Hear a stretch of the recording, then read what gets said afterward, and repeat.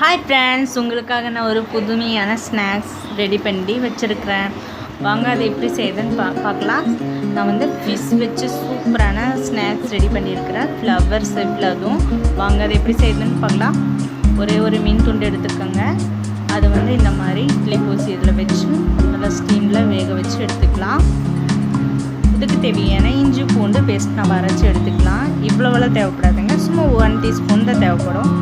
Okay, இஞ்சி பூண்டு அரைச்சி எடுத்தாச்சு. மீனும் நல்லா வெந்துருச்சு. இதில் இருக்கிற முள்ளெல்லாம் எடுத்துடலாம்.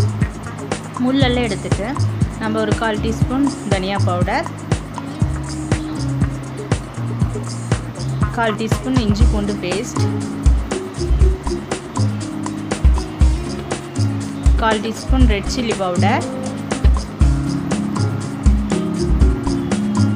1/4 டீஸ்பூன் கரம் மசாலா, 1/4 டீஸ்பூன் கொஞ்சம் அதிகமாக சால்ட். ஓகே, இதை நல்லா மிக்ஸ் பண்ணி விட்டுருங்க. மசாலா ஈவனாக ஃபிஷ்க்கு பரவுற மாதிரி நல்லா மிக்ஸ் பண்ணி விட்டுருங்க. அடுத்தது ஒரு 3 டீஸ்பூன் இதில் கோதுமை சேர்த்திக்கோங்க. ஒரு 2 டீஸ்பூன் கார்ன்ஃப்ளவர், அவ்வளோதான். அந்த மொத்தம் 5 டீஸ்பூன். இதை நல்லா சேர்த்தி ஒரு சப்பாத்தி மாவு பதத்துக்கு நம்ம பிசைஞ்சு எடுத்துக்கலாம். இந்த ஸ்நாக்ஸ் வந்து குழந்தைங்க வந்து வீட்டில் மீன் சாப்பிட மாட்டாங்க, உங்களுக்கே தெரியும், ரொம்ப அடவும் பிடிப்பாங்க. ஆனால் இந்த மாதிரி ஸ்நாக்ஸ் வந்து நம்ம ஃப்ளவர் ஷேப்பில் செஞ்சு தந்தோம்னா அவங்களுக்கு ஃபிஷ் அதுக்குள்ளே இருக்குதுன்னே தெரியாது, ஆனால் விரும்பி சாப்பிட்டுக்குவாங்க.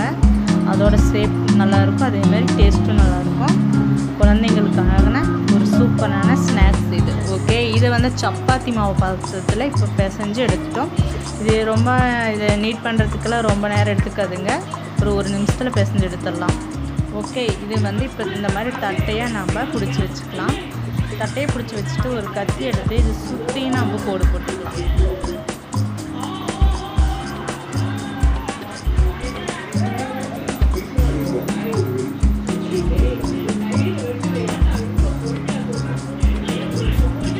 இந்த மாதிரி சுற்றி நம்ம போட்டுட்டு இப்போ வந்து இது தனித்தனியாக இருக்கணும். நம்ம போட்ட இடத்துல மாவு ஒட்டிகிட்டு இருக்கக்கூடாது, தனித்தனியாக இருக்கணும்.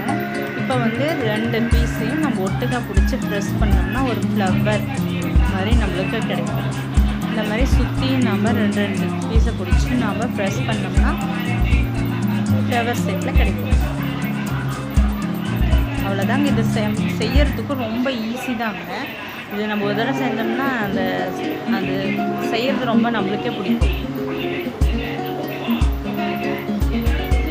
அவ்வளோதாங்க, அழகான ஒரு ஃப்ளவர் ஷேப் நம்மளுக்கு கிடச்சிருச்சு. இந்த மாதிரியே மற்ற மாவையும் நம்ம பண்ணி எடுத்துக்கலாம்.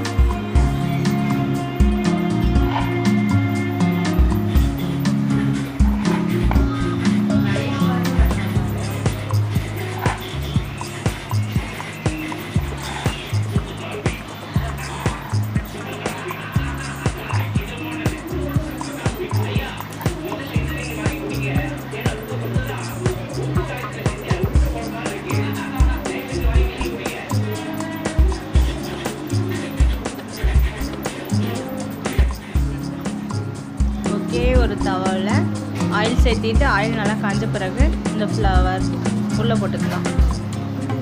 உள்ளே போட்டுட்டு நல்லா எண்ணெய் வந்து நல்லா சூடாக இருக்கணுங்க. அப்புறமேல் லோ ஃப்ளேமில் வச்சுட்டு நம்ம இந்த மாவு உள்ளே போட்டு ஒரு 1 நிமிஷம் நல்லா வேக விடணும். ஏன்னா அது கொஞ்சம் தடிமனாக இருக்குது, அதனால் நல்லா 1 நிமிஷம் வேக விடணும். ரொம்ப ஃபயர் அதிகமாக வச்சிங்கன்னா கருகி போன மாதிரி ஆயிடும். இந்த மாதிரி விட்டு 1 நிமிஷம் வேக விட்டுடுங்க. இந்த கோல்டன் ப்ரௌன் கலரில் வந்துடும். இப்போ வந்து இது வெளியே எடுத்துடலாம். இந்த மாதிரியே அடுத்தது நம்ம போட்டு எடுத்துடலாம்.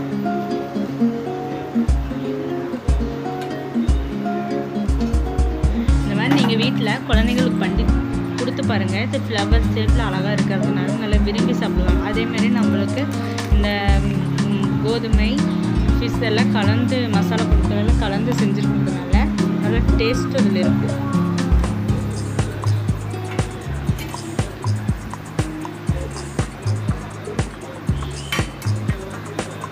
ஓகேங்க, இதே மாதிரி எல்லாத்தையும் போட்டு நம்ம எடுத்துக்கலாம்.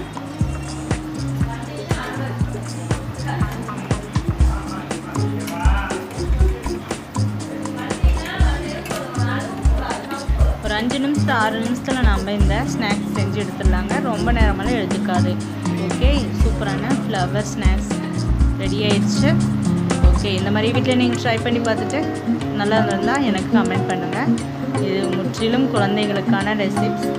ஓகே, பாய்.